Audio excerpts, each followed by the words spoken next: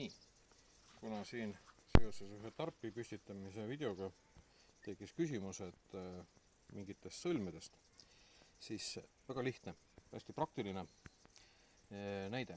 Oletame, et mul on vaja mida iganes pingutada. Praegu mul siin tarpi pole üles panna, aga ma teen lisapingutuse teen nii-öelda siia ja see on näitlik. Nii, lihapingutuses pole mitte midagi tolku, sest nöör lihtsalt ei ulatu postina. Teoreetiliselt mängult võiks olla nii-öelda puu. Heake küll, see selleks. Jätame siis selle niimoodi tegemata.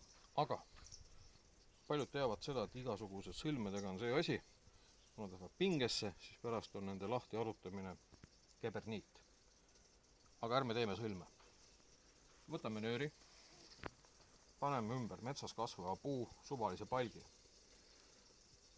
Teise otsa paneme vot niimoodi, et tekiks selline asi. Nii, nüüd ma pean siin nööri otsa suhu panema, et pinge oleks siin sees. Nii, ja nüüd ma lihtsalt kerin 3, 4, 5 tiiru ümber nööri, mis on ümber puu. Mitte ühtegi sõlme ei ole. Mis ma edasi teen? Ma lükkan selle siia. Niimoodi, näed.